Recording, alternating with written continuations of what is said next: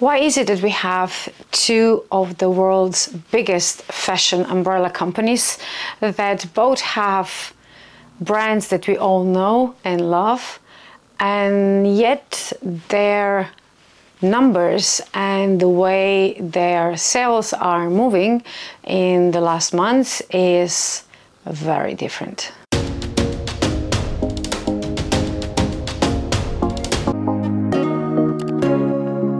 Hi guys, and welcome to another video. We have another fashion news chat today. A few days ago there was a very interesting article in the Forbes magazine. I'm going to link it below if you want to read it in full.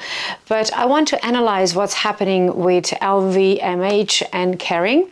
These are two of the biggest fashion groups in the world. LVMH is first and Kering is second. And while the first is doing pretty alright, the second is, well, not struggling, but definitely not earning as much as they thought they would. I want to state here that I am a journalist, but I'm not a financial journalist. So we are discussing these things that we are discussing in this video purely for entertainment purposes, and of course to kind of see what's happening with the brands that we all love and try to figure it out. Why? Because it's never just one answer. It's never just because people are just not buying. Businesses are very complex structures, and it takes a chain of events to change their trajectory. We're going to go through some of the things that were stated in the Forbes article, and from that we can understand that one of the main reasons why the top two fashion groups are not doing the same is mostly because their business is structured very differently. I'm going to start with Kering. They announced that sales in the first quarter of 2024 are expected to go down by 10%. Now, this is a big number for such a big company, and the main reason why the sales are down is Gucci. So Gucci is their main brand, the main brand of Kering. The way they kind of structure their business, they rely heavily on Gucci, and estimates of what was expected from Gucci is actually now up to 20% lower than what they expected. So these are huge numbers. Don't feel sad. They're still having pretty healthy revenue. I mean, they're earning over $2 billion. So, it's not like they don't earn any money. It's just that they are not earning as much as they used to. And of course, they're not happy about it. Who would be, right? Kering actually cites that the main reason for this is the particular weakness in the Asia Pacific region, that this is the cause of Gucci's expected shortfall, but also North America, which was kind of like steady income for many luxury brands last year in 2023, it's expected to change in 2024. So it's not just Asia Pacific, but it's also North America. And those are two huge markets. So you can understand why this is worrying information for them. So to kind of paint you a picture how much Kering is relying on Gucci, up until 2019, 60% of Kering's income was from Gucci. Now they lowered that by 2023 to 50%, but it's still a huge number. So they are basically having all their eggs in one basket, and because that basket is not doing so great, of course that reflects across the board to the whole company. And it's not like Kering doesn't have any other well-known brands. They own Saint Laurent as well. They have Bottega Veneta, they have Balenciaga and Alexander McQueen. And those are the main brands that are under the Kering umbrella. Now, they did something, hindsight, of course, is 2020, but I still cannot believe they did not understand that this might not be a good move. I don't know if you know, but they actually sold YSL Beauty to L'Oreal in 2008. So this was quite a long time ago. And cosmetics is a steady income. It's a market that always grows. That's if you have a quality product, you're going to have revenue for years to come. And they actually sold YSL Beauty to L'Oreal. So Saint Laurent and Kering doesn't own YSL cosmetic products, but they sold it in 2008, so they don't profit from YSL Beauty whatsoever for 15 years now. So that definitely influences the way their income is behaving, the numbers, they show the difference, right? Because we all know that, you know, cosmetics is pretty steady market with a steady growth. Another thing is that one of the business models that used to work for years and years in luxury companies is that they would have a prominent, well-known, in most cases respected head of the company, head designer, and he would or she would surround themselves with a team, with a core team, and they would kind of represent the brand and the visuals. And this has been changing quite a lot over the years. You know, we all remember the times of Karl Lagerfeld, Tom Ford for Gucci. Those were the names that you associated with certain brands. And even though Dior still has Maria Grazia Chiuri as head of the Dior, she's one of the rare ones that it's still kind of really out there, because, you know, don't confuse it with Chanel. Chanel is a different story because Chanel doesn't come under either of those two umbrellas, LVMH or under Kering. You know, Chanel is on its own, so they have their own tactics. But other well-known brands, I mean, do you know who's the head designer of Bottega Veneta or Balenciaga? You know, it changes a lot that, and that's one of the reasons why you'll see later LVMH actually is doing better than Kering for now. The main reason why Gucci is apparently failing is that the turnaround of their collections take a long time, maybe too long time. And there were some reviews of the latest collection that was not received favorably. So, you know, people were not buying their current items as much as they used to. And with Gucci, because, you know, Gucci is one of those brands that change their logo so many times. So Chanel changed their logo in like middle of the 80s. Karl Lagerfeld was responsible for that well-known double CC that we all know and kind of connect with Chanel.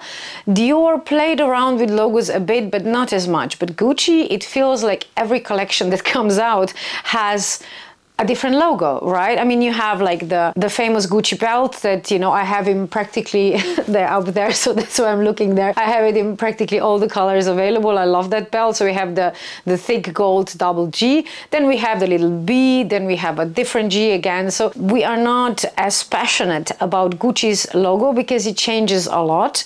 And another thing is, if you think about it, Gucci doesn't really have timeless classics. I mean, ready to wear, I'm sure there are some pieces that are considered classic, but the only thing that I have from Gucci that is actually ready to wear is the combination I'm wearing today, the mini skirt and the jacket. This is the only thing that I own from Gucci that is ready to wear. I have their boots and I have a few of their bags, but most of the brands that I'm talking about, I know from either shoes or from leather goods, which of course means leather bags as well. So I'm not sure where their classics are, but with other brands like with Dior, you have Lady Dior, you have maybe even 30 Montaigne now, you have Saddlebag, you have many items from that brand which are considered classic, right? The same with Chanel, obviously, but I don't want to talk about Chanel because this is not in this video. It's a separate topic. So I'm just giving you the example so it's easier to understand why Gucci doesn't perform as well. And with Gucci, if you think about Gucci, you have the Gucci Marmot bag, which was not so much a classic, then kind of like in vogue for a few years moment. But I don't feel that that particular bag is timeless and that it's going to be a classic. But that's just, you know, my opinion. If you feel differently, of course, that's fine too. But I don't see it as often as I used to. That's why I think it's not a classic, at least not yet, because some other bags from other brands, you know, they will be around, I guess, forever. And that's another thing. If you cannot rely on classics, then you have to put out amazing collections, one after the other, so people will keep on buying your products. And if your latest collection is not doing well, of course, the whole brand's gonna struggle. It's just, you know, basic math. So they need to have classics. And up until now, the only item from Gucci which could actually kind of be considered classics is the Gucci belt. I mean, you would have people on one side who, I cannot see it anywhere, I hate this belt, it's overused, it's everywhere. But I think for me, that belt is definitely classic because it still goes with everything and you still see it around often enough that it kind of supports the theory that that belt actually might be considered a classic, but you know, to each their own. So Kering is struggling a bit. Let me emphasize, this is not the end of the company. It's not that they are in red numbers. It's just that they are not earning as much as they used to. So they are trying to figure out what to change in the business model to, you know, change this trajectory and keep the profits high. I'm assuming the profits are high because you actually see revenue, which is not the same thing as profit. So I don't know how much of the revenue is actually profit, but I'm pretty sure it's a healthy number. So on the other hand, we have LVMH, which is the #1 fashion company in the world. And apart from Louis Vuitton, of course, they also have under their umbrella Christian Dior, they have Fendi, they have Givenchy, they have Marc Jacobs, Stella McCartney, Loro Piana, Kenzo, Sephora comes under that as well, Bulgari, and many others. And the difference between LVMH and Kering is that while Kering relies up to 50% on Gucci, LVMH is actually spreading their business model across all of their brands. So they're not relying as heavily on one brand as Kering does. So if, for example, Balenciaga would be struggling, they still have like 20 other brands which are still doing okay to kind of balance that out. So, you know, they don't feel the drop in sales as much because, of course, the brands that they have under their umbrella, the sales are dropping everywhere in luxury sector or in most stores, I would assume, from what I read. And the only reason why this affects differently both companies is their structure. And as I was talking before about prominent heads of different brands, who is at the head of Louis Vuitton? I mean, if you're like real fashionista and really into the brands, you're gonna know, of course, but I'm talking about mainstream media, like mainstream people who are not reading fashion articles every day, who are not following business models of fashion companies. Certain names we all know, but other brands is like, okay, who is the head of that? Because LVMH is not, for most part, working like that. They have a core team which works together to produce collection after collection. So it works kind of like let's say like an orchestra, but the conductor is invisible, is like behind the scenes, if you wish. So you can see the difference between one and the other model. So this is again the reason why we see different numbers for both companies. And another thing is when you have a prominent name at your company, like I'm pretty sure most of us forgot that Jean-Paul Gaultier was at one time head of design at Hermès. And of course he would give his own kind of like stamp to items while he was there. And this was the thing that LVMH kind of realized, that it's best to have like a universal line that you associate with certain brands. It doesn't matter who the CEO is, it doesn't matter who the head designer is, the lines and the aesthetic of certain brands is going to stay the same. While putting your own stamp on well-known brands' collections can be amazing. I mean, I'm going to just put out there Tom Ford for Gucci again. I mean, he practically saved Gucci in the 90s. And on the other hand, if your taste and your aesthetic differs very much from what people who are buying it perceive to be that brand, you're in trouble. Can you imagine, like, for example, Dior putting out Lady Dior without the charms and without the quilting, without the canache? It's like, okay, but that's not Lady Dior, right? So it changes the item a lot. And this is why LVMH, for most part, prefer to have like an orchestra working at their companies and not have like one specific name. Of course, Dior for now is still different. So we have Maria Grazia Chiuri now as head of Dior design. And before, you remember probably the most, Galliano. He was a well-known name associated with Dior, even though most of the designers, of course, worked with other brands as well. Christian Dior was the head of his company until 1957.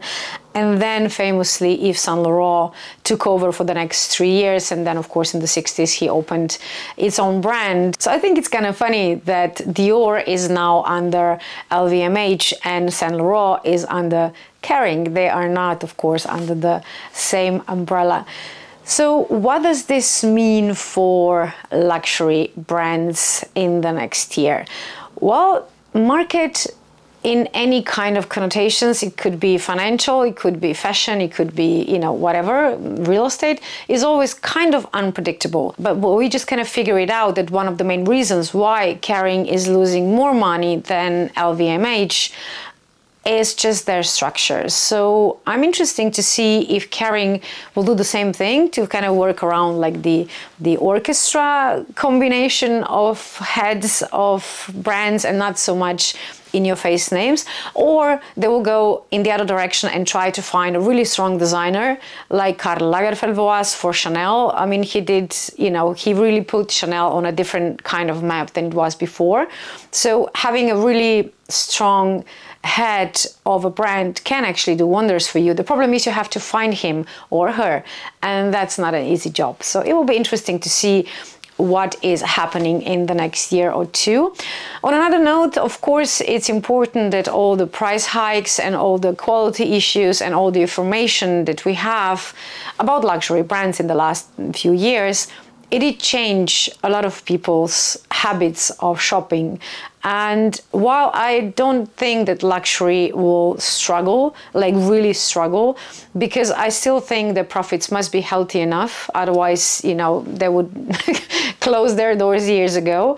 But it's just the margin of profit is gonna probably change. Again, I'm gonna state here, I am not a financial reporter, so I don't know the business model from A to Z, but I did read a lot of articles on specifically this topic, what's happening in the fashion industry, and these are just conclusions that I made from that. I really do not think that this is the end of luxury brands, far from it. But I'm guessing something's gonna change in the future for sure. And it might not just be the price rise or price fall. I'm gonna leave you with these interesting numbers. So you can see revenues and personal luxury goods market in the 4-year span from 2019 to 2023. And you can see that Kering had gone from 17.2 to 21.1, and LVMH went from 24.1% to 45.6. And the reason for that, according to market analysts that are also found in the article that I'm going to link below, is that LVMH is relying on all of their businesses kind of equally. They are planning steady growth for all the brands, as opposed to Kering, who is relying mostly on Gucci. What do you think is going to change in the luxury market? I mean, some of the brands apparently are already lowering their prices. I haven't seen it myself yet, but if you did, please tell me which brand and where, because I want to confirm if this is really happening. Because so far, on one of the another YouTuber who is also talking about fashion industry video, and there were like 2 comments there that they've seen some of the prices being dropped, and not like in sales, but actually like full price, but lower than it was months ago. I haven't seen it anywhere myself, so please do let us know below if you have. So which brands are your favorites, and you know, what do you think about all the things that we were talking today? So I wish you a lovely day. Thank you for chatting with me, and I will see you in the next video.